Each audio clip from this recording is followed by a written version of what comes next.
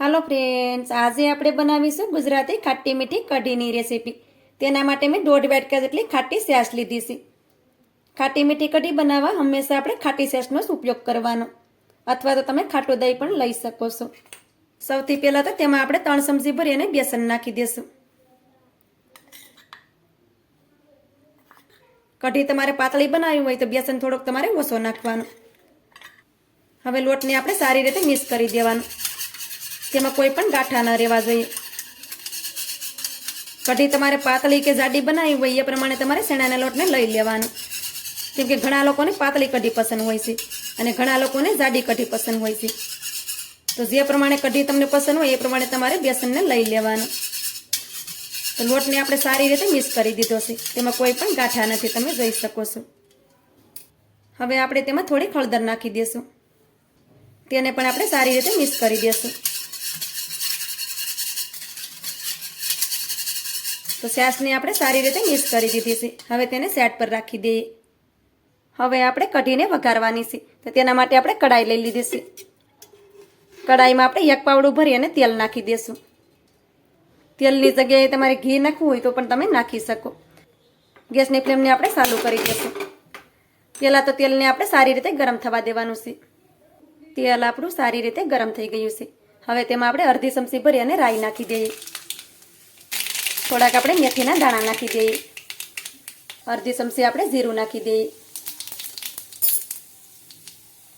થોડાક આપણે મીઠા લીમડાના પાન નાખી દઈએ. થોડાક આપણે તીખા મરચાંના ટુકડા નાખી દઈએ. બે આપણે ઉકેલા લાલ મરચાં નાખી દઈએ. થોડીક આપણે હિંગ નાખી દઈએ. બધી વસ્તુને સારી રીતે સાતળી લઈએ. બધી વસ્તુ આપણી સારી રીતે સતળાઈ ગઈ છે. હવે તેમાં આપણે ટમેટા નાખી દઈએ. 1 ટમેટાને મેં નાના ટુકડામાં સુધારીને લીધું છે. ટમેટાને પણ આપણે થોડી વાર માટે સાતળી લેવાનું છે. તેમાં આપણે સ્વાદ પ્રમાણે મીઠું નાખી દઈએ. સારી રીતે મિક્સ કરી દઈએ. ટમેટાને આપણે થોડી વાર માટે સાતળી લેશું. ટમેટાને મેં થોડી વાર માટે સાતળી લીધું છે. તમે જોઈ શકો છો કે ટમેટું પણ આપણું સારી રીતે સતળાઈ ગયું છે. હવે તેમાં આપણે છાશને નાખી દેવાની છે. સારી રીતે તેને મિક્સ કરી દઈએ.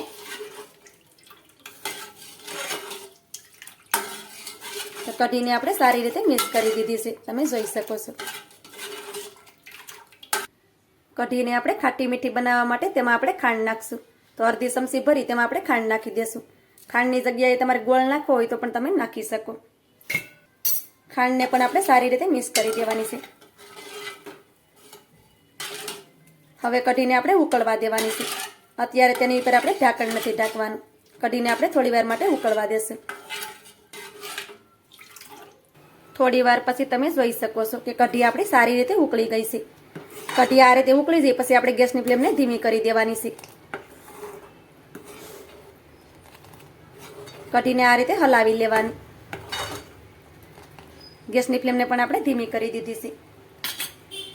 હવે તેની ઉપર આપણે ઢાંકણ ઢાંકી દેશું.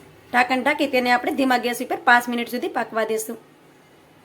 કઢીને આપણે ધીમા ગેસ ઉપર જ 5 મિનિટ સુધી પાકવા દીધી છે. ત્યાર પછી આપણે કઢીને જોઈ લેવાની. તો કઢીને તમે જોઈ શકો છો કે કઢી પણ આપણી એકદમ સરસ સડી ગઈ છે.